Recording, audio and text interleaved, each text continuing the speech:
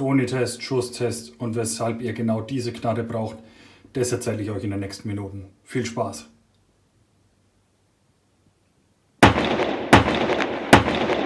Servus, schön, dass ihr reinschaut. Ich hoffe, ihr habt ein bisschen Zeit mitgebracht. Holt euch einen Kaffee, holt euch ein Bier, irgendwas, was euch entspannt. Heute brauchen wir ein bisschen mehr Zeit. Heute möchte ich euch ein Review zeigen über eine Pistole. Und zwar geht es um die Weihrauch HW40. Hier montiert mit einem Red Dot, einem Sig Sauer Romeo 1. Jetzt denkt ihr euch vielleicht, hey, HW40, da war doch schon mal was. Ganz genau, ich habe da zu meinen Anfangszeiten schon mal ein Video gemacht. Ich finde, das ist nicht mehr up to date, der Qualitätsanspruch ist jetzt doch ein bisschen da und ja, ich habe da einiges vergessen, habe ziemlich grottig geschossen mit der Pistole und alles das will ich jetzt besser machen.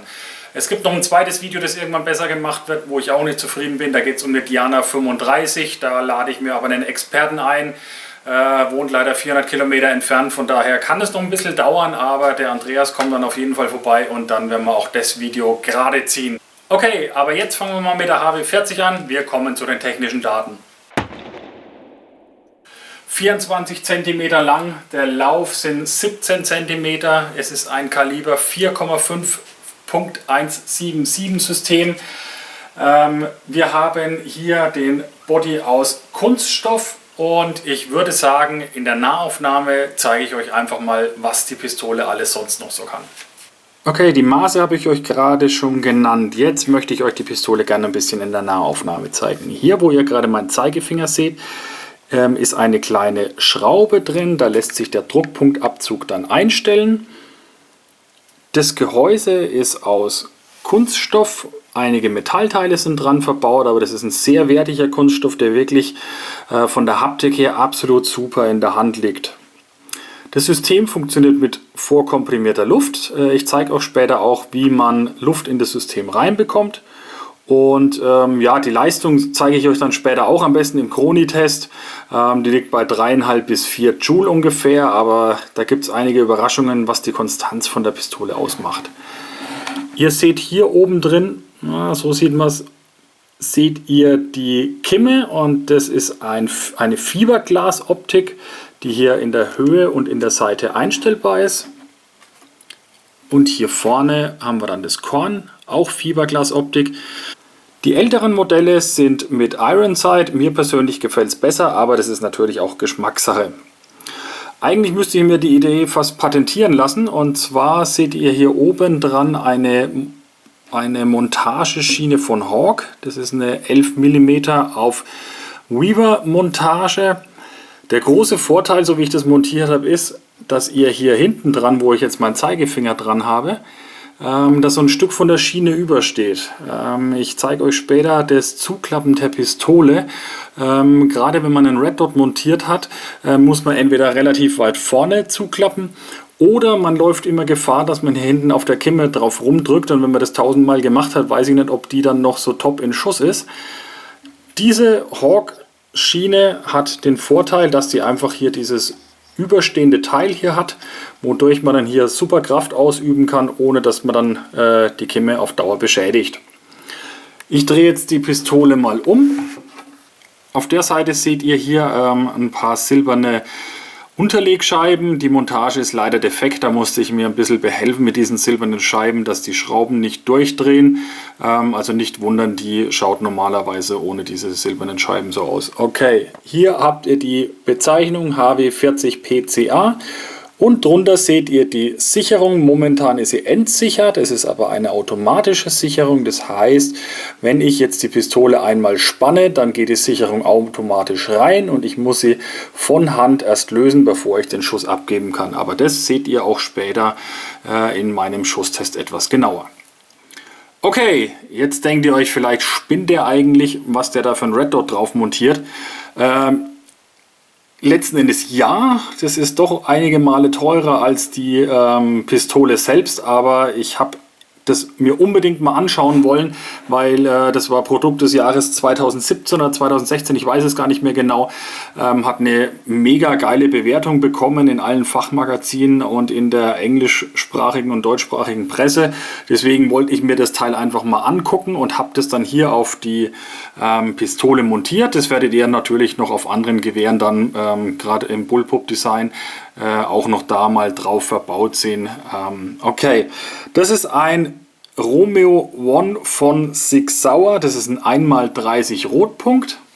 Ich habe jetzt mal die Kappe abgemacht. Ihr seht hier an der Seite die zwei kleinen Knöpfe mit den grünen Pfeilen drauf. Da lässt sich die Helligkeit verstellen. Die ist 5-mal verstellbar. Es sind sogar 2 Nachtsichtstufen dabei. Das Red Dot ist bis 1 Meter wasserdicht. So, ich habe den Rotpunkt jetzt mal eingeschalten. Was mir gerade passiert ist, möchte ich nicht nochmal wiederholen. Ich habe erstmal schön gemütlich alles umgeworfen.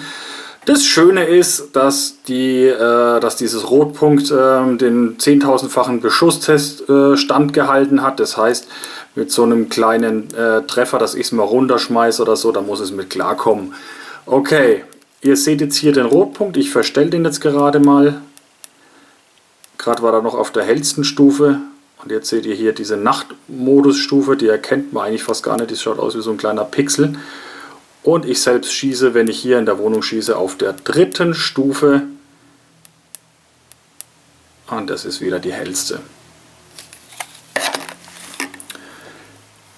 Hier an der Seite, ich gucke mal, ob man da so, ja, seht ihr dieses kleine Zahnrädchen. Da lässt sich mit dem mitgelieferten kleinen Schraubenzieher Höhe und Seite verstellen. Also hier natürlich Seite, hier oben drauf die Höhe. Und zwar insgesamt um 50 Mohr. Das Rotpunkt ist natürlich nicht für Luftpistolen gemacht, sondern in erster Linie natürlich für halbautomatische Pistolen bzw. Flinten oder Gewehre. Wir haben hier eine asphärische Linse aus gegossenem Glas. Das steht dafür und bedeutet, dass ihr keinerlei Verzerrung im Bild habt. Betrieben wird das Rotpunkt mit einer CR1632 Batterie. Und wie gesagt, trotz 10.000-fachen Beschuss, ich selbst habe es nicht gemacht, aber ich vertraue dem Ganzen der Herstellerangabe mal, hält es zuverlässig die Nullstellung. So, jetzt haben wir eine ganze Menge Theoretisches erzählt. Ich hätte gesagt, wir schwenken wieder zurück auf die Pistole.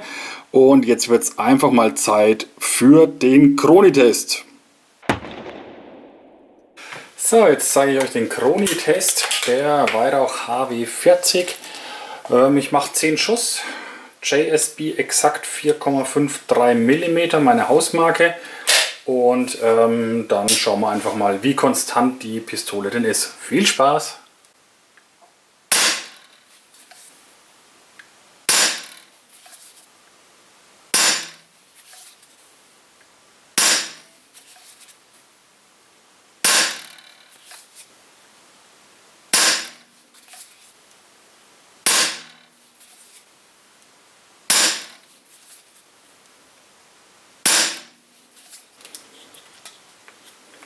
So, der letzte.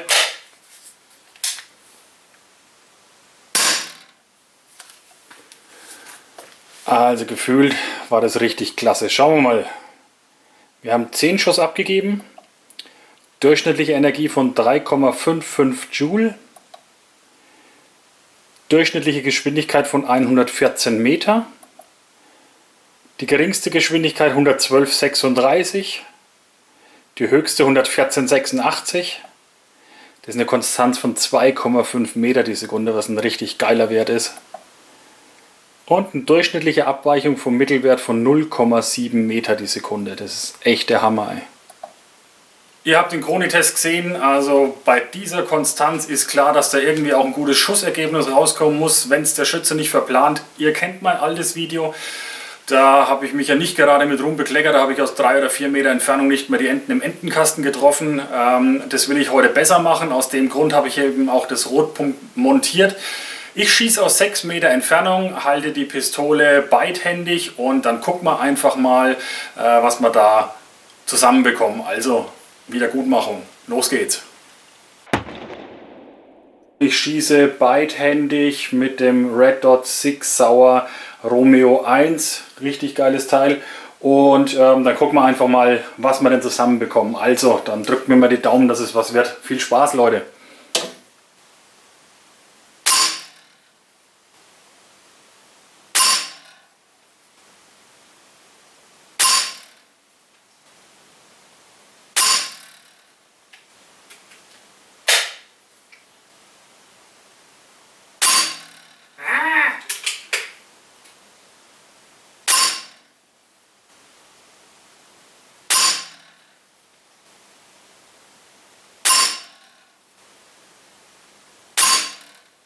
No.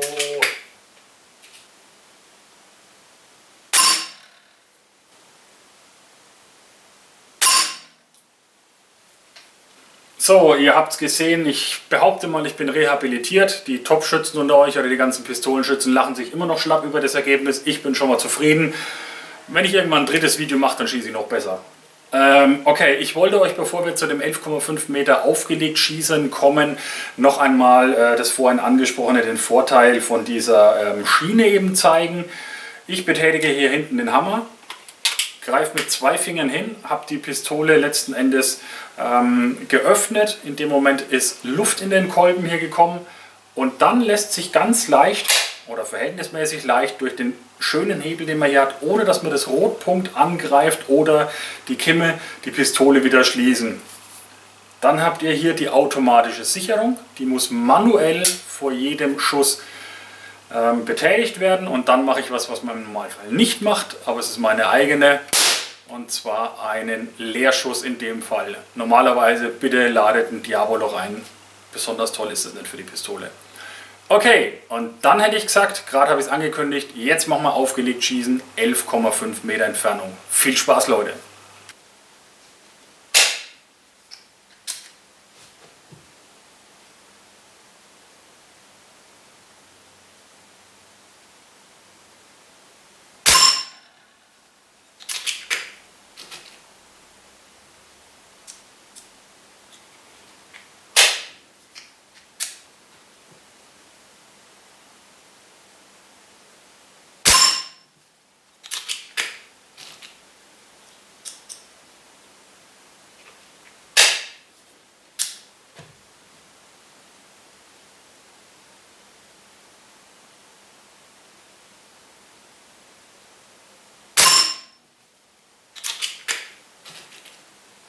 Selbst sehe ich gar nicht, weil wie es am Ziel vorne aussieht, das ist für meine Augen ein bisschen zu weit.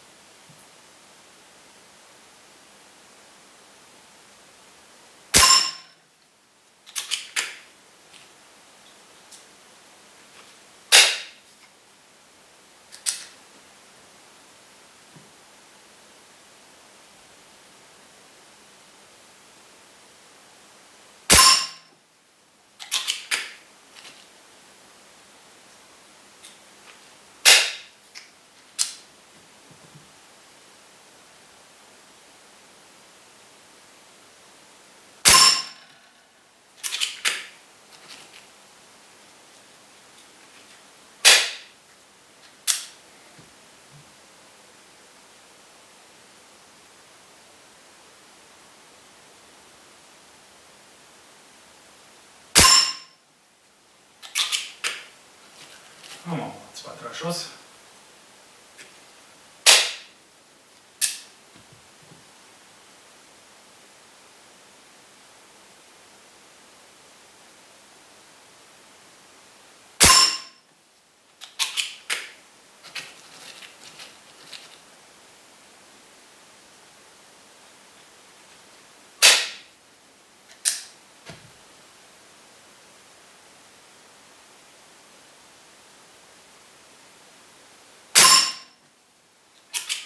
Macht einfach unglaublich viel Spaß. Ich will gar nicht so richtig aufhören.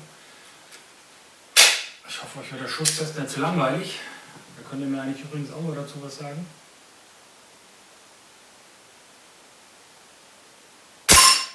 ob euch grundsätzlich die Schusstests zu lange sind, zu kurz sind oder ob ich da was verändern soll. Ich will euch immer nicht langweilen, aber ich weiß immer nicht genau, ist es ausreichend, ist es zu viel, ist es zu wenig? Schreibt mir doch bitte was in die Kommentare rein. Dann tue ich mir beim nächsten Mal auch leichter.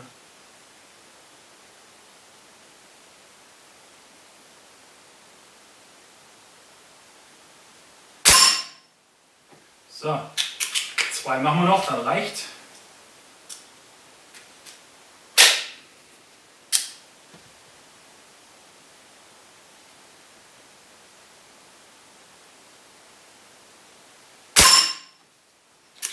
Und einen letzten.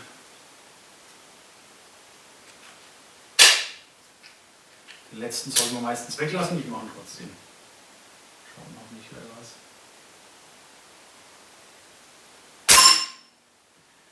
Gut. Ihr seht selber ein mega geiles Schussergebnis. Keine Ahnung, lass es 1,5 cm, 2 ist auch völlig wurscht. Auf jeden Fall selbst der eine Ausreißer, den ich da oben gemacht habe, der verschwindet auch noch unter dem Euro-Stück. Und der ganze andere Haufen da unten eingeschlagen. Also das ist mal, da seht ihr mal, die Präzision von der Waffe ist einfach unglaublich, richtig gut. Und wenn man einen Rotpunkt hat, da kann man einfach so gnadenlos präzise schießen. Also ich persönlich würde das nie ohnehin bekommen. Das steht auf jeden Fall fest. Vielleicht bin ich da einfach zu ungeübt. Schreibt mir da auch mal eure Erfahrungen rein, wie gut ihr schießt mit der Pistole. Das würde mich einfach wirklich mal interessieren. Habe ich zu viel versprochen? 11,5 Meter Entfernung verschwindet locker unter einem Euro. Ihr seht, es ist eine richtig geile Kombination aus einem hochwertigen Rotpunkt und aus meiner Sicht einer der besten Freizeitpistolen überhaupt. Der HW40, da kann man wirklich richtig geil mit schießen und richtig präzise mit schießen. Okay, ich habe jetzt eine ganze Menge erzählt. Ich hoffe, das Video war euch nicht zu lang, aber ich finde, die Pistole ist es wert. Ich finde, das Rotpunkt ist es wert. Und ich denke, für jemanden, der einfach Geld ausgeben will für sein Hobby und einfach auch gut beraten sein will, war das schon angemessen genug, was die Länge des Videos angeht. So, wer jetzt noch nicht genug hat, auf meinem Kanal gibt es Stand jetzt noch 175 weitere Videos, die ihr euch reinziehen könnt. Ich würde mich riesig freuen, wenn ihr mich einfach weiterempfehlt, wenn ihr meine Videos mal teilt oder einfach gebt euch einen Ruck, meldet euch auf YouTube an, setzt einen Haken drunter, wenn es euch gefällt, also einen Daumen nach oben, setzt einen Kommentar drunter. Dem Algorithmus ist es super wichtig und ich freue mich natürlich auch, wenn sich die Reichweite erhöht und somit einfach auch ich sag mal, meine Belohnung einfach für die Videos habe. Da freue ich mich einfach drüber. Okay, ich danke euch ganz herzlich fürs Zuschauen. Das war heute was Längeres. Vielen Dank für eure Zeit. Bis zum nächsten Mal. Ciao, Servus, sagt der Gandhi.